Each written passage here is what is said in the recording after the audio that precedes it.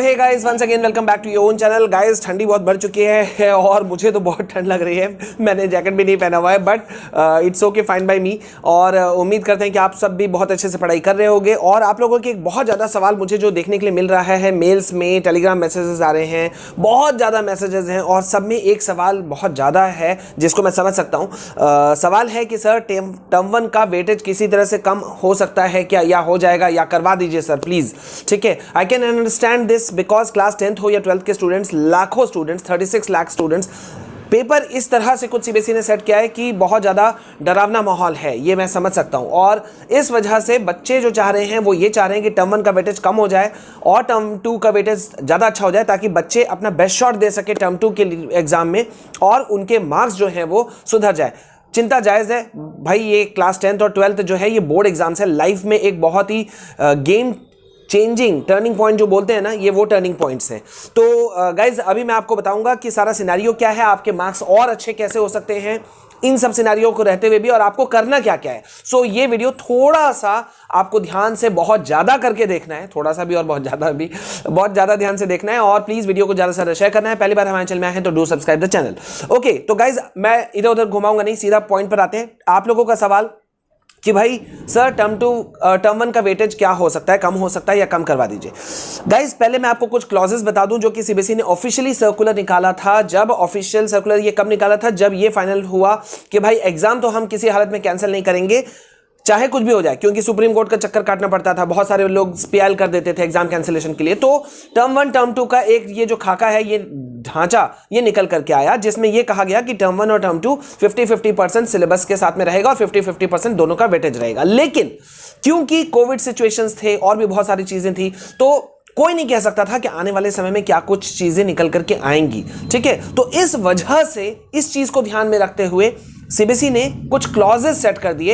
एक तरह से आप कह सकते हो 3 मेजर क्लॉज और +1 एक और है, 4 आप कह सकते हो कि 4 ये क्लॉजेस शुरू हो गए। ठीक है, अब हमें क्या चीज ये क्लॉजेस हैं और क्या किस तरह से इनके साथ में डील करना और इसमें रहते हुए हमें काम निकालना है, मैं अभी आपको डायरेक्ट वो बताऊंगा। खैर गाइस, अभी इसके बारे में तो हम लोग लगातार बात करते रहेंगे, लेकिन वीडियो में आगे बढ़े इससे पहले एक जरूरी अपडेट। अगर आप जेईई एस्पिरेंट हैं तो आपके लिए good news, Unacademy is hosting Unacademy champions league which is happening on 18th, 19th and 26th December. ठीक है, so 18th and 19th December को ग्रुप स्टेज रहेंगे and there would be total 25 questions of physics, chemistry and maths which you have to do in 1 hour। And on 26th December final exam रहेगा 75 questions का और 3 घंटे आपको मिलेंगे। इसमें top 50 rankers will get a chance to win 100% of scholarship and Amazon vouchers worth ₹20,000। And even अगर आप top rankers में नहीं भी आते हैं तो लकी ड्रॉ के जरिए there will be a chance that you can win MacBook, Dell laptop and other exciting prizes. Not only this, you can get a chance to meet Sachin Tendulkar as well. साथ ही साथ guys आप लोगों के लिए एक और अच्छी चीज है कि IIT JEE मेगा ऑफर आपको मिल रहा है, दिसंबर ऑफ का मेगा ऑफर। ठीक है, इसमें अगर आप 6 महीने का आइकॉनिक सब्सक्रिप्शन लेते हो तो 1 महीना, और अगर आप 18 मंथ्स का आइकॉनिक सब्सक्रिप्शन लेते हैं तो आपको मिलेगा 2 महीनों का एक्सटेंशन बिल्कुल फ्री। ठीक है, तो लेकिन बस ध्यान ये रखिए, this offer is valid till 22 December only. तो यूज कीजिए मेरे रेफरल कोड विशाल KR को और 10% डिस्काउंट पाइए तुरंत का तुरंत। ठीक है, साथ ही साथ 22 दिसंबर से ही Unacademy is launching 3 batches target करते हुए जेईई मेन एंड एडवांस 2022-2023 को। ठीक है, तो ये 3 बैचेस कौन से हैं? एज batch for class 11th, striker batch और तीसरा बैच है एक्सीलेंस 2.0। सो इसमें भी एनरोल कर लीजिए जल्दी से मेरे रेफरल कोड विशाल KR को यूज करके। ठीक है, सो एनरोल नाउ।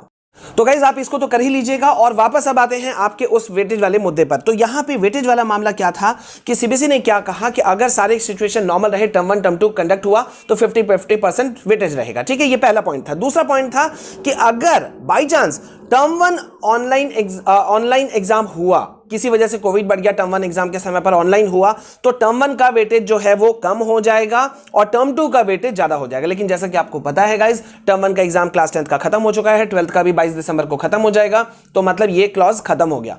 अब ये पॉइंट आता है कि अब हमारे पास ऑप्शंस कितने हैं। तो यहां पे सीबीएसई का तीसरा जो क्लॉज है जो सर्कुलर में था वो ये है कि अगर किसी वजह से टर्म 2 के एग्जाम के समय यानी कि मार्च अप्रैल में अगर स्थिति ठीक नहीं रहती है, कोरोना कोविड स्टेटस बहुत बढ़ जाता है, ठीक है, लॉकडाउन हो जाता है, तो वैसी स्थिति में एग्जाम कैंसिल तो नहीं होगा लेकिन ऑनलाइन होगा। और अगर ऑनलाइन हुआ तो वैसी स्थिति में टर्म 1 का वेटेज बढ़ेगा। गौर कीजिए, टर्म 1 का वेटेज कब हो बढ़ सकता है? जब टर्म 2 नहीं हो, यानी कि ऑनलाइन वे में हो, ठीक है। और तीसरा पॉइंट था जो कि हमारे लिए यूजलेस है कि दोनों ही एग्जाम नहीं हुआ तो कैसे होगा, तो उसको हटा ही देते हैं। तो यहां पे अब हमें करना क्या है, टर्म 1 वेटेज कैसे हम मतलब बढ़ तो नहीं रहा है, ये तो आपको पता है, सीबीएसई बढ़ाने के मूड में नहीं है। एक ही चीज हो सकता है, अभी ओमिक्रॉन का बहुत ज्यादा कोविड स्टेटस आप जो देख रहे हो पूरे वर्ल्ड में बहुत ज्यादा हो गया है, तो अगर वैसा कुछ होता है कि ये स्टेटस बढ़ते जाता है और स्थिति आउट ऑफ कंट्रोल हो जाती है, क्योंकि कई जगहों से, कई स्टेट्स में अभी स्कूलों को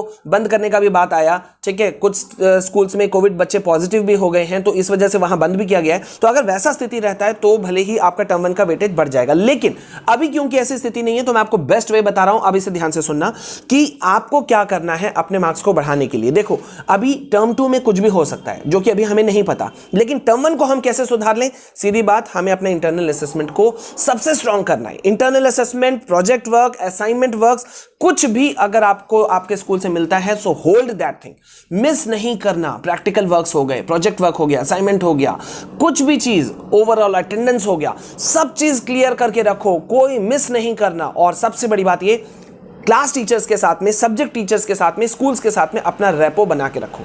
ये बहुत बड़ी चीज है गाइज, इससे आपके मार्क्स जो हैं वो बढ़ जाएंगे, आपके मार्क्स बहुत ज्यादा इंक्रीज हो जाएंगे। और टर्म 2 में जो होगा देखा जाएगा, उसकी तैयारियां तो हम करेंगे, ये मत सोचो 2 महीना है, उसकी तैयारी की जिम्मेदारी मेरी रही, ठीक है। लेकिन अभी आपको क्या करना है, किसी भी हालत में आप लोगों को अपना टर्म 1 का पोजीशन सुधारना है, ठीक है। तो टर्म 1 का आपने एग्जाम दिया है, लेकिन इंटरनल असेसमेंट अभी बाकी है, ठीक है। तो इंटरनल असेसमेंट के लिए आप जितना रिलेशन बना के रख सकोगे वो ज्यादा बेटर है। प्रोजेक्ट असाइनमेंट वर्क पे ध्यान देना, ठीक है। तो अभी आप बस इतना लेके चलो और पॉजिटिव रहो, कुछ नेगेटिव मत सोचो, एवरीथिंग विल बी फाइन, ठीक है। सो गाइज, बस वीडियो को ज्यादा से ज्यादा शेयर करना, सब तक ये बात पहुंचे, सही ढंग से पहुंचे, बजाय इसके कि 10 कंफ्यूजन हो, ठीक है। तो बस अभी इस वीडियो में इतना, मिलते हैं नेक्स्ट वीडियो में। This is all from my side. जय हिंद, जय भारत।